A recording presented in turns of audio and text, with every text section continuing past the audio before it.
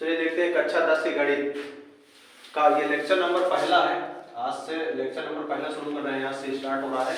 पहला क्या है? वास्तविक संख्याएं हैं। अभी आपके पास लगभग 2 से 2.5 महीने का वक्त है, तब तक में अभी कंप्लीट हो जाएगी, पूरी हो जाएगी।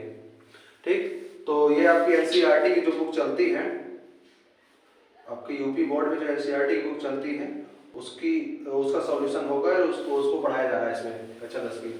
तो आप सब लोग के पास ये वाली बुक होगी ही लगभग।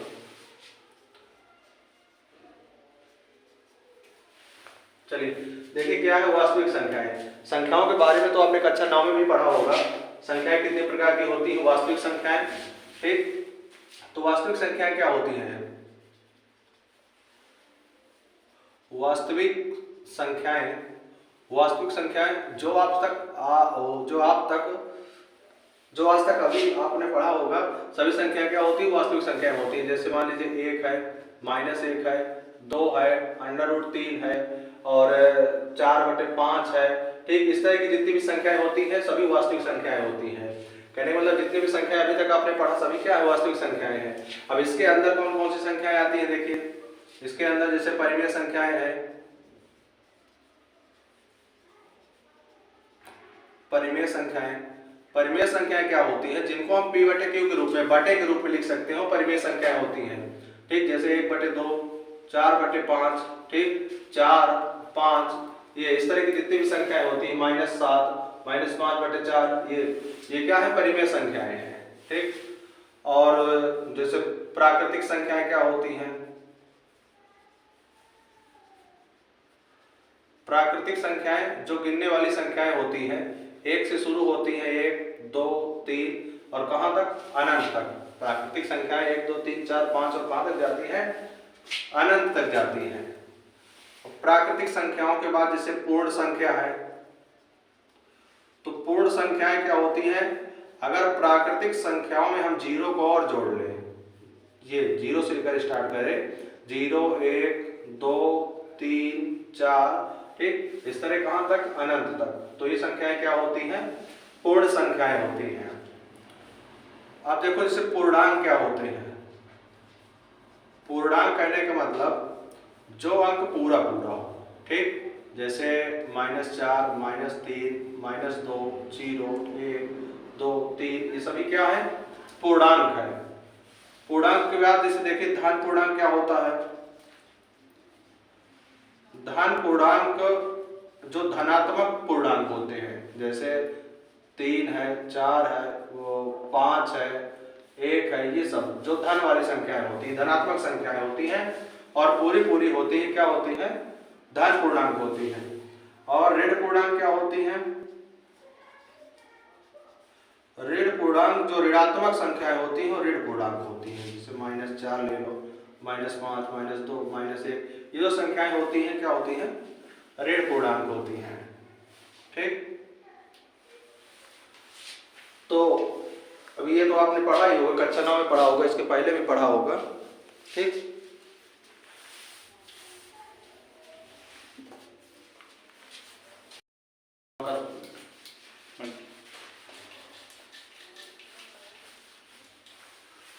चलिए आगे देखते हैं। यूक्लिड विभाजन प्रमेयिका क्या होती है? यूक्लिड विभाजन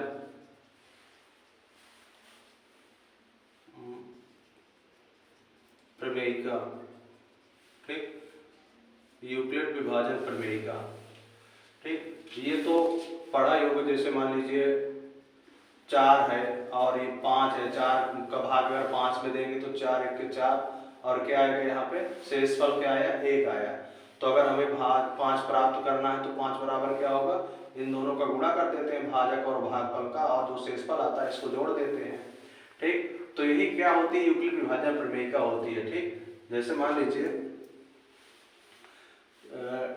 और ये क्या होता है? शेषफल होता है। ये क्या? जैसे भाजक और ये क्या होता है? भाज्य। ये क्या होता है? भागफल होता है। और जो नीचे आता है वो क्या होता है? शेषफल होता है। ठीक, ये तो आपने बहुत छोटी कक्षाओं से पढ़ते आए होंगे कि और अगर भाज्य को हमें प्राप्त करना है तो भाज्य बराबर क्या होता है, भाजक गुणे भागफल प्लस शेषफल। ठीक, शेषफल ये होता है। ठीक, तो अगर हम इसको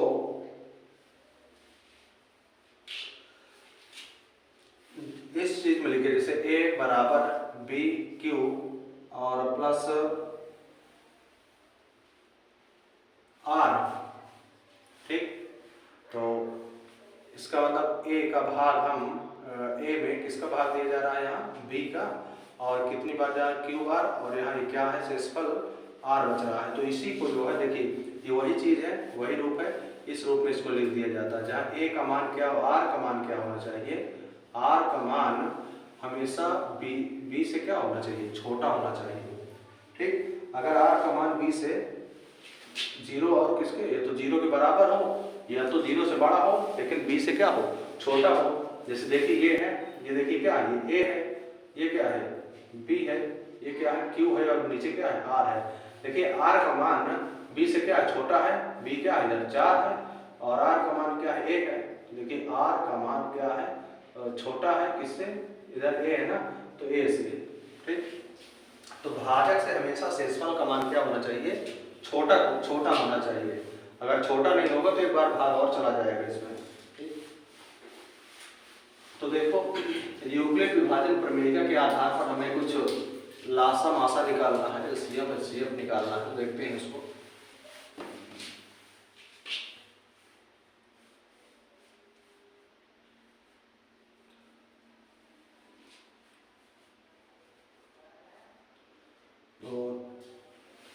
चलिए देखते हैं, पहला प्रश्नावली 1.1 का पहला है, क्या है, दिया है कि निम्नलिखित संख्याओं का एचसीएफ ज्ञात करने के लिए यूक्लिड विभाजन एल्गोरिथम का प्रयोग कीजिए।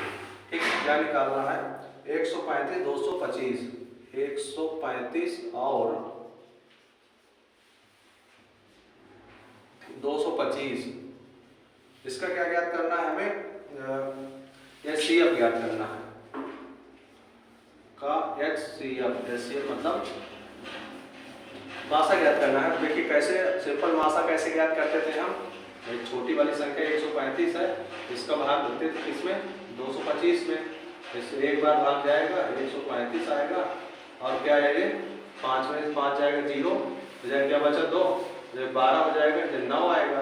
अब क्या करते थे, 9 इस तरह करते थे, और ये जो है इसका भाजक होता था उसको भाज्य बना दिया जाता था 135, और कितनी बार जाएगा, एक बार जाएगा, 90 आया, घटाएंगे तो 5 आएगा, और 13 में से 9 जाएगा 4, फिर इसको शेषफल क्या बनाते हैं, भाज्य बना दिया जाता है, और इसको वो भाजक, और जो यहाँ इसका भाजक होता है इसको भाज्य बना देते हैं, तो 90, अब 45 दूनी 90 ये। ठीक, अब जिसमें से पूरा कट जाता है वही क्या इसका होता है, एचसीएफ होता है। तो इसका एचसीएफ क्या आया, 45 से पूरा कटा, तो इसका एचसीएफ क्या आया, 45 आया। ठीक, तो हमें इस विधि से ज्ञात करना है। ठीक, तो देखते हैं 135 और 225 का एचसीएफ ज्ञात करना है यूक्लिड विभाजन प्रमेय के आधार पर। तो देखिए 235 हमें 225 है, तो 225 हमें कैसे प्राप्त होगा, 225 प्राप्त करने के लिए हम 135 और 1 का गुणा करें, और इसमें क्या जोड़ दें, 90 जोड़ दें, तो हमें क्या प्राप्त हो जाएगा, 225 प्राप्त हो जाएगा। ठीक, अब दूसरे वाले स्टेप में क्या करना है, ये वाली यहाँ वाली संख्या, ठीक, यहाँ वाली संख्या क्या है, इसको अब हम बना लेंगे क्या, भाज्य 135। अब 135 कैसे प्राप्त होगा, देखिए 135 प्राप्त करने के लिए 90 और 1 का गुणा करते हैं, 90 गुणे 1 प्लस क्या है, 45 है।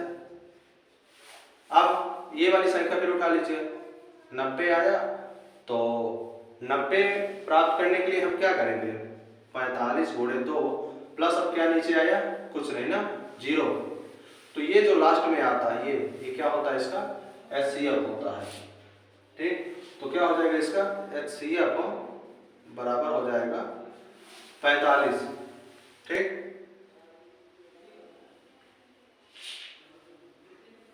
अगला देखिए दूसरा नंबर, दूसरा क्या है, दूसरा जैसे 196 और 196 और 38,220, 38,220।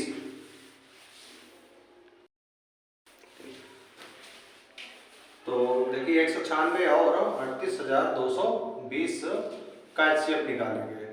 तो देखिए अब चूंकि 38,220 क्या है, बड़ा है 196 से, तो इसको हम क्या करेंगे,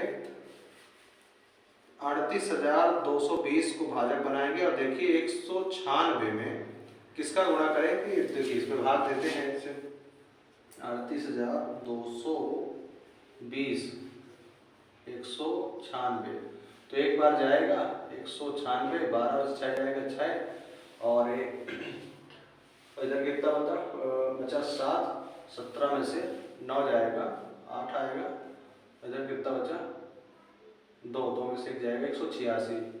अब क्या आएगा उतारा 2 आएगा, अब कितनी बार जाएगा 18, 119, 9 बार देखते हैं, तो 9 छंग 54, 5 आया, 99, 81, 5, 86, 8, 9, 1 9, 9 8 17, देखिए 12 में से 4 जाएगा 8, 9 फिर कुछ नहीं, और 0 आया, तो 5 बार देखिए, 5 छक्का 30 और 9 पर 45, और 45 3 38, और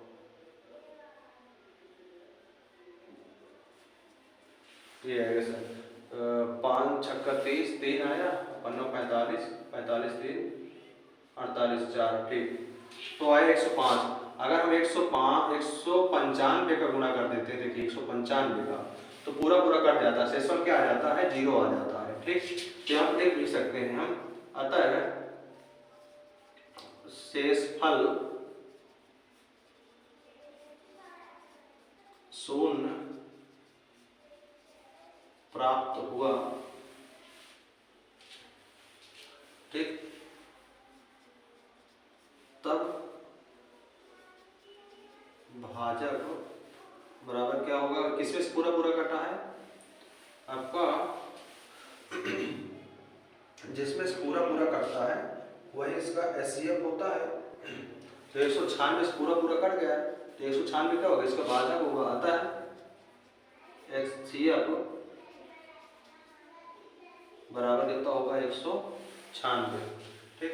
दूसरा अगला वाला भी इसी तरह करेंगे, तीसरा वाला जो दिया है,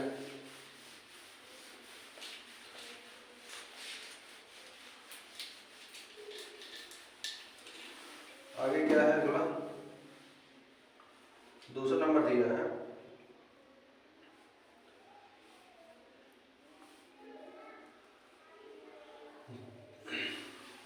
ये कुछ पूर्णांक दिए गए हैं, ठीक, कुछ विषम पूर्णांक दिए गए हैं, और हमें सिद्ध करना है कि क्या विषम पूर्णांकों को इसी तरह हम लिख सकते हैं, ठीक। देखिए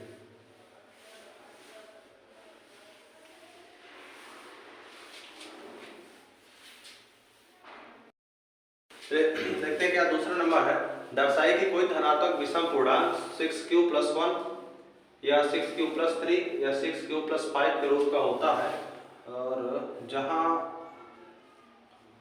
q एक पूर्णांक है, ठीक।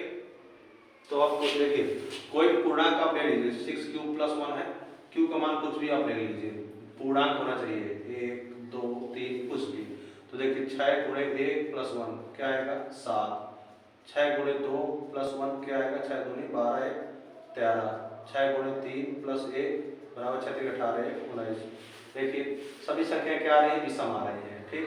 अगला वाला देखिए 6q + 3 लीजिए, तो देखिए 6q का मान क्या लीजिए 1 + 3, तो क्या आएगा 6 × 3 9, और 2 + 3 6 × 2 12 12 3 15, 6 × 3 + 3 6 × 18 3 21। देखिए सब में क्या आ रही है, विषम संख्याएं ही आ रही हैं, अतः कि कोई विषम पूर्णांक, जो भी कोई भी धनात्मक विषम पूर्णांक है वो इसी रूप में हो सकता है, ठीक। 6q + 1 6q + 3 6q + 5 या 6q + 7 6q + 9, ठीक, इस रूप का हो सकता है। देखिए इसको कैसे करेंगे,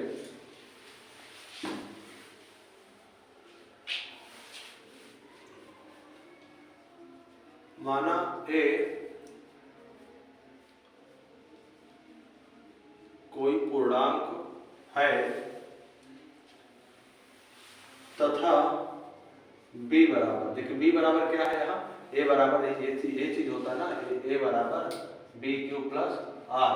ठीक, इसकी अगर इसमें तुलना करेंगे तो a कोई पूर्णांक है तो b क्यू की जगह क्या q है, a की जगह क्या b की जगह 6 है, b बराबर ये है। ठीक, और तथा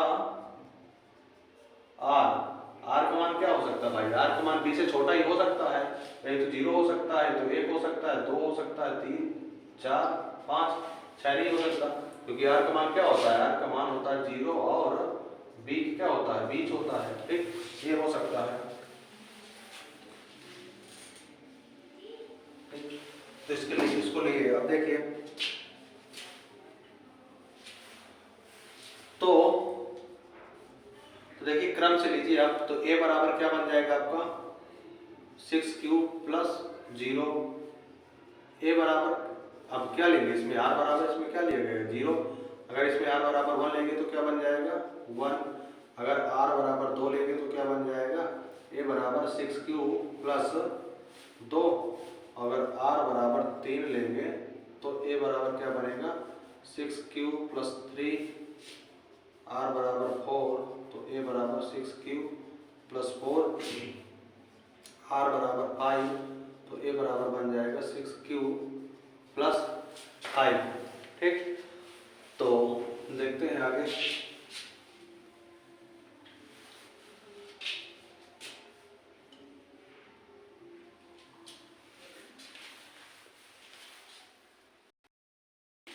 ठीक, तो ये परिमेय संख्या वाली वो हमें ये पूर्णांक प्राप्त होंगे, तो हमें लेना कौन से पूर्णांक है, हमें ये वाले पूर्णांक लेना है। देखिए कौन सा, एक ये लेना है और एक ये लेना है और कौन सा, एक ये लेना है। ठीक, तो देखिए अगर कोई विषम पूर्णांक जो भी बनता है विषम पूर्णांक, वो क्या होता है, किसी भी सम संख्या में अगर लास्ट में हम एक जोड़ देते हैं तो क्या बन जाता है, विषम बन जाता है। जैसे मान लीजिए 2n है प्लस 1 कर देंगे तो क्या है, एक विषम पूर्णांक है ये। ठीक, कोई भी आप n का मान कुछ भी ले लीजिए, जैसे 2 गुणे n का मान अगर हम 1 ले लेंगे तो 1 और क्या हो जाएगा प्लस 1 बराबर क्या हो जाएगा 2 के 2 1 3, अगर n बराबर 2 लेंगे तो क्या बन जाएगा 2 दूनी 4 1 5। ठीक, तो अगर लास्ट में अगर एक जुड़ जाता है तो वो क्या बन जाता है, विषम पूर्णांक बन जाता है। तो हम इसमें भी अगर कुछ ऐसा कर लें कि अगर लास्ट में एक जुड़ा हो तो क्या हो जाएगा, वो मान लेंगे उसको कि वो क्या है, विषम पूर्णांक है। तो देखते हैं, तो 6q प्लस 1, ठीक, 6q प्लस 1, तो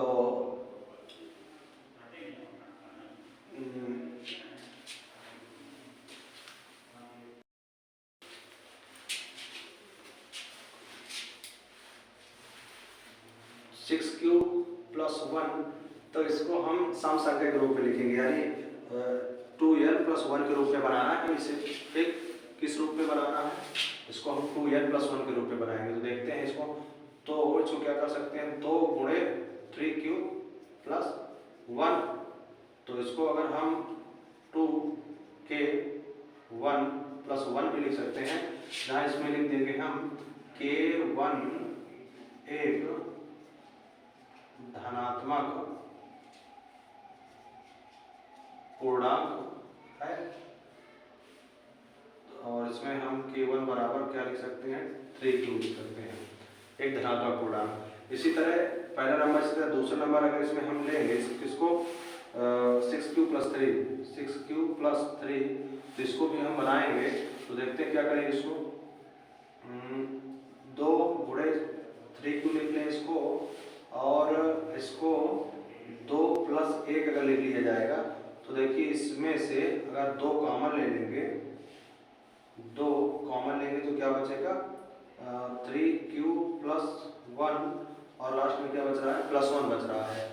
ठीक, तो 2k2 प्लस 1 लिख सकते हैं, जहां k2 बराबर क्या हो जाएगा 3q प्लस 1। ठीक, ठीक, इसको हम इस तरह लिख सकते हैं, तो क्या हो जाएगा k2 बराबर क्या है 3q प्लस 1, k2 बराबर है तथा k2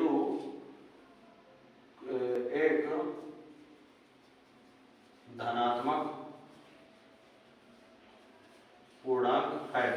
ठीक, इसी तरह तीसरा अगर लेंगे कौन सा है 6q + 5, तो इसको देखते हैं 6 2 गुणे 3 q प्लस इसको क्या लिखेंगे, लास्ट में हमें 1 लाना है, लास्ट में ये, तो हम 5 को क्या लिख सकते हैं 4 + 1।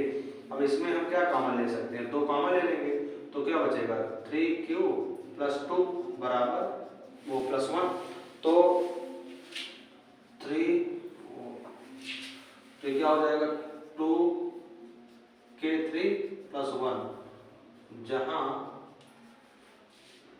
k3 बराबर क्या है 3q + 2, 3q + 2 तथा k3 एक धनात्मक पूर्णांक है। कोई भी धनात्मक पूर्णांक हो सकता है, कुछ भी धनात्मक पूर्णांक ले सकते हैं। तो अरे हम कह सकते हैं, ठीक, तो यहाँ पे देखिए, अतः हम कह सकते हैं कि कोई भी धनात्मक विषम पूर्णांक को निम्न रूपों में लिख सकते हैं, निम्न रूपों में लिख सकते हैं। ठीक, देखिए ये, तो आप किसी भी पूर्णांक को किस में लिख सकते हैं 6q + 1, 6q + 3, 6q + 5, ठीक, इस तरह लिखा जा सकता है। अगला देखते हैं क्या है आगे,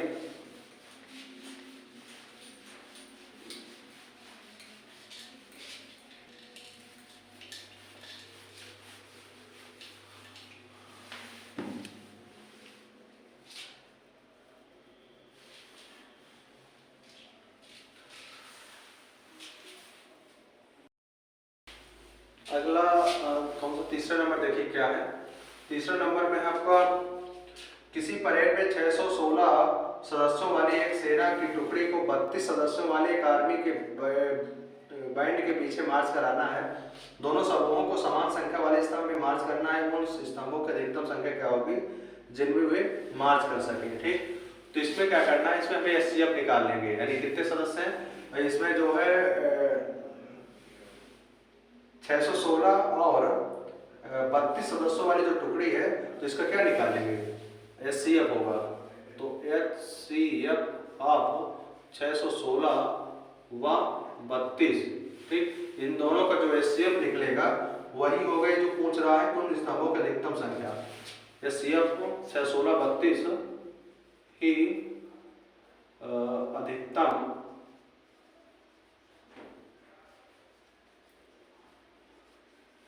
स्तंभों की संख्या होगी। ठीक, तो देखिए यूक्लिड विभाजन प्रमेय से इसको भी निकालिए, तो क्या हो जाएगा आपको 616 बराबर, अब इसको देखिए आप 32 का गुणा करिए, इसमें आप 32 का भाग दीजिए 616 में, 32 दूनी 64 एक ही बात जाएगा, तो क्या आएगा ये 11 में से 2 जाएगा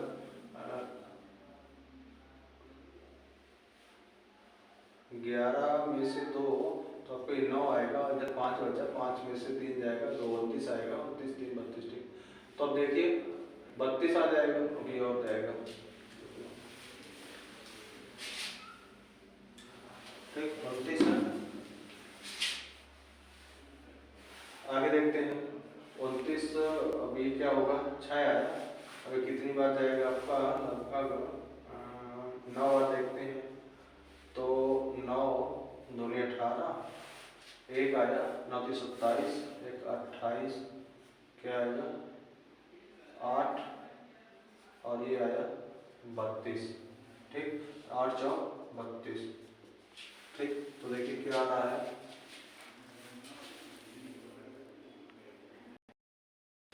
अच्छा 16, देखिए क्या आएगा 32 गुणे कितनी बार जा रहा है 19 बार, 32 गुणे 19 प्लस कितना आ रहा है शेषफल 8। ठीक, तो देखिए 32 बराबर क्या आएगा, इसको यहाँ पे लेना है, 32 बराबर 8 गुणे 4 प्लस 0। देखिए शेष पर 0 यहाँ से आ गया, तो ये जो संख्या होगी यही क्या होगी इसकी एचसीएफ। अतः एचसीएफ क्या आया, 8 आया। तो अगर एचसीएफ 8 आ रहा है तो अधिकतम स्तंभों की संख्या कितनी होगी जिसमें बराबर बराबर सदस्यों की संख्या को मार चलाया जा सकता है, 8 होगी। ठीक, अगला देखते हैं, अगला क्या है, तीसरा नंबर, तो चौथा नंबर है आपका यूक्लिड विभाजन प्रमेयिका का प्रयोग करके दर्शाइए कि धनात्मक पूर्णांक का वर्ग किसी पूर्णांक m के लिए 3m या 3m1 प्लस के रूप का होता है। ठीक, चलिए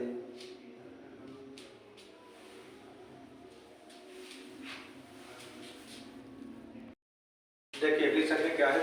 देखिए हमें चौथा नंबर में क्या दिया गया है कि एक संख्या 3q है, एक संख्या 3q+1 है, एक संख्या क्या 3q+2 है। ठीक, तो हमें ये दिखाना है कि अगर हम इसका अगर स्क्वायर कर देते हैं तो उस संख्या को हम किस रूप में लिख सकते हैं, उस संख्या को भी हम 2m+1 के रूप में या 2k+1 के रूप में लिखा जा सकता है, विषम पूर्णांकों के रूप में लिखा जा सकता है। तो देखिए इसमें भी उसी तरह करना है। माना ए कोई पूर्णांक है तथा b बराबर क्या होगा, b बराबर 3 है इसमें, तो r बराबर क्या होगा 0 1 2 होगा। ठीक, तो रखिए r बराबर 0 रखने से ये बराबर क्या निकलेगा आपका 3q। r बराबर अगर हम 1 रखेंगे तो क्या निकलेगा, ये बराबर 3q+1। अगर r बराबर 2 लिखेंगे तो ये बराबर क्या निकलेगा 3q+2। तो देखो प्रश्नानुसार क्या कह रहा है, प्रश्नानुसार ठीक कह रहा है स्क्वायर कर दीजिए। तो देखिए स्क्वायर कर दीजिए, तो 1 का स्क्वायर करेंगे मतलब 3 का स्क्वायर करिए तो क्या आएगा 3 का 9 q²। ठीक, तो 9 q², तो हम 9 q² किस तरह लिख सकते हैं 3 गुणे 3q² और इसको क्या लिखा जा सकता है 3k। ठीक, k1 मान सकते हैं, जहाँ k1 बराबर क्या है आपका 3q² तथा k1 एक क्या है आपका धनात्मक पूर्णांक है, धनात्मक पूर्णांक। ठीक, इसी तरह अगला देखते हैं दूसरा नंबर।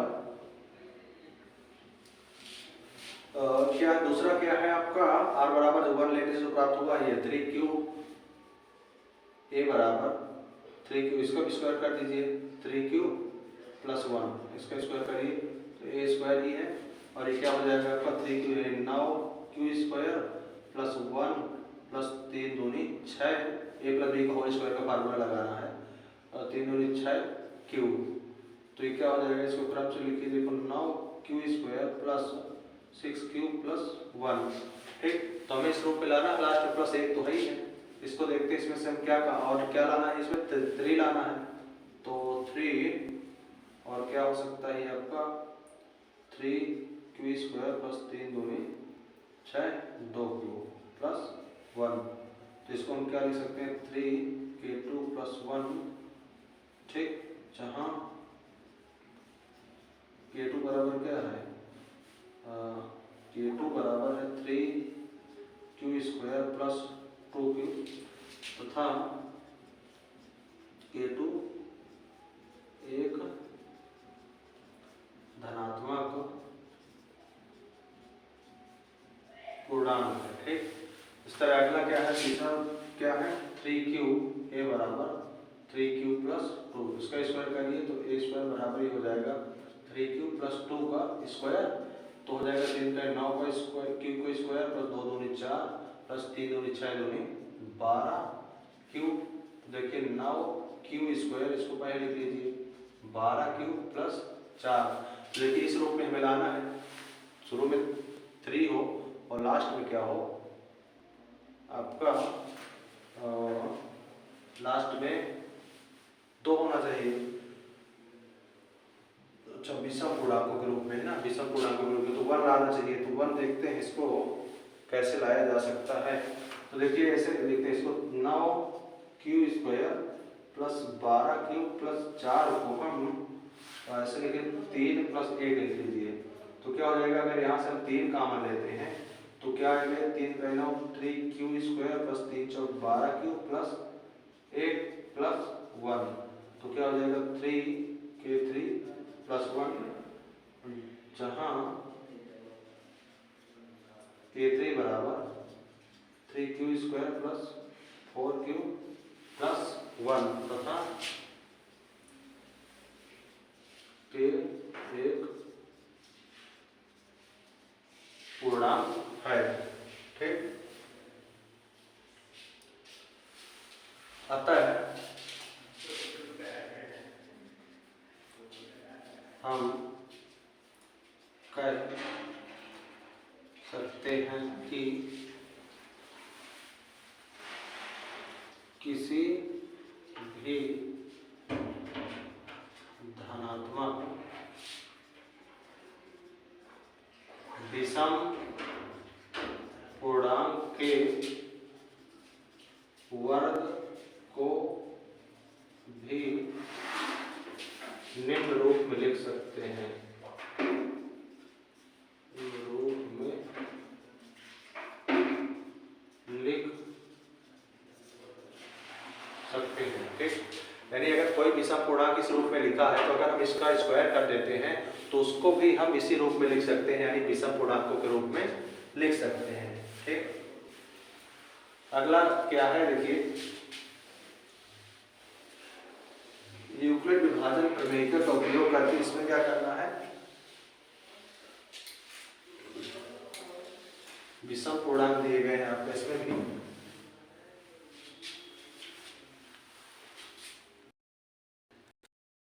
देखिए 5वां नंबर में क्या करना है। 5वां नंबर में कहा गया है कि हमें यह दिखाना है कि कोई भी धनात्मक पूर्णांक है तो अगर हम उसका घन कर देते हैं यानी क्यूब कर देते हैं तो उसको हम किस रूप में लिख सकते हैं, इस रूप में लिख सकते हैं 9m प्लस 1 9m प्लस 8। ठीक, तो चलिए देखते हैं।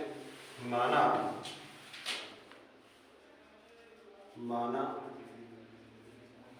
कोई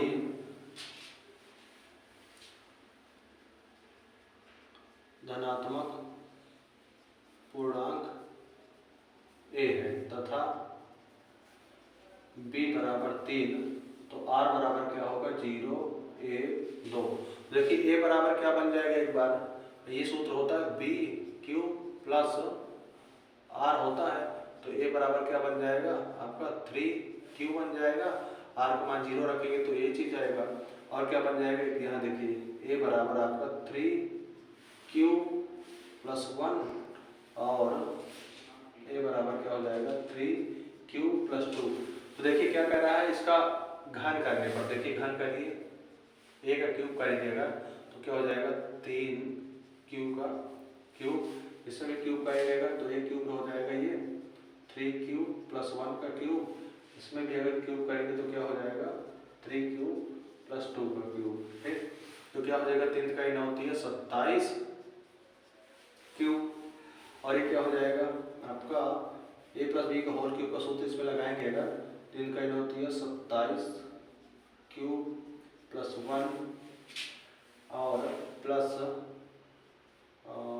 क्या 3 इंटू ए भी होता है तो ये हो जाएगा और 3q प्लस 1, तो आपको क्या हो जाएगा 27 क्यूब प्लस 1 प्लस ये होते हैं 9 क्यूब और जाएगा 3q प्लस 1, तो क्या हो जाएगा 27 क्यूब प्लस 1 प्लस 9 दिया 27 क्यूब स्क्वायर प्लस 9 क्यूब, इसको क्रम से लिख लेंगे 27 cube plus 27 cube square plus 9 cube plus 1। ठीक, इसका देखिए करते हैं तो ये क्या होगा 3q क्यूब प्लस 2 का क्यूब प्लस 3 गुणे 3q प्लस 2, अरे हो जाएगा 3q प्लस 2। ठीक, तो देखिए 3 का होती है 27 क्यू का क्यूब प्लस 2 दूनी 4 दूनी 8 प्लस 3 दूनी 6 दूनी 12 क्यू और ये हो जाएगा 3Q प्लस 2 तो 27 क्यू प्लस 8 अंदर गुणा करेंगे मारते हैं 36 क्यू स्क्वायर प्लस 12 दूनी 24 क्यू। अब क्रम से लिख लेंगे 27 क्यू और ये plus 36 Q square plus 24 Q plus 8। ठीक, तो हमें किस रूप में लिखना था? हमें 9m किस रूप में लिखना था? हमें 9m और क्या था 9m प्लस 1 और 9m प्लस 8। ठीक, तो देखते हैं इसको हम क्या करें 9 गुणे 3Q लिख सकते हैं। ठीक, तो हम इसको 3 और 9 K1 लिख देते हैं जहाँ K1 बराबर क्या हो जाएगा 3Q तथा K1 एक धनात्मक पूर्णांक है। ठीक, इस तरह इसमें देखिए बनाते हैं। इसमें क्या होता है 9m प्लस 1 लास्ट में प्लस 1 है। ठीक, अगर हम इसमें 9 कॉमन ले लेंगे तो क्या बनेगा 9 3 27 3 Q का cube plus 9 3 27 3 Q square plus Q और क्या है प्लस 1। तो देखिए 9 ये क्या है इसको लिख सकते हैं पूरे को K2 लिख दो K2 प्लस 1 और K2 बराबर जहाँ K2 बराबर 3Q square plus 3Q square plus Q तथा K2 एक धनात्मक पूर्णांक है। इसी तरह इसमें करेंगे लास्ट में 8 है जिसमें 8 लास्ट में है तो इसको दिक्कत है। इसमें 9 कॉमन लेंगे 9 3 27 3Q प्लस क्या हो जाएगा 9 चौको 36 4Q स्क्वायर प्लस इसमें 12 23 36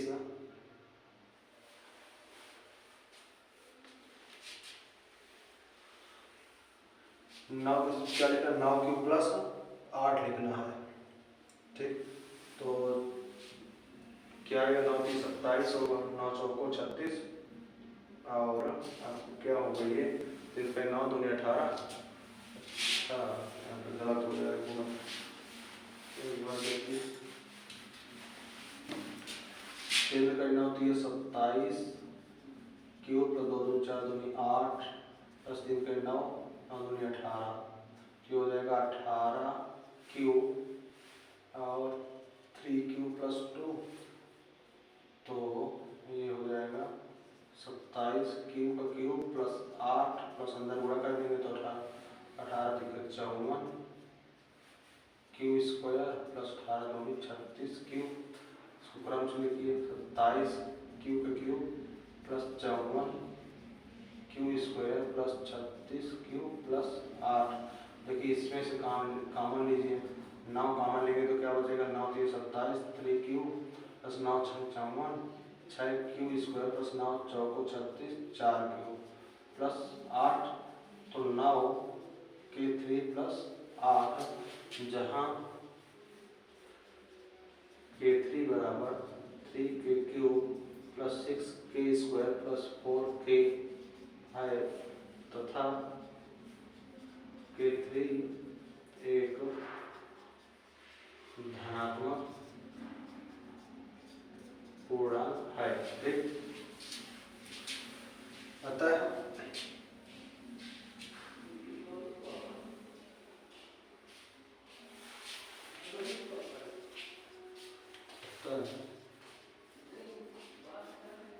किसी भी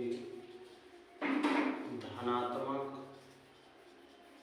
पूर्णांक के घन को 9m प्लस 1 9m प्लस 8 के रूप में लिख सकते हैं। ठीक, तो ये होगा आपका। और प्रश्नावली क्या हो एक कंप्लीट होती है शिक्षा तो अगली प्रश्नावली अगले लेक्चर में देखेंगे।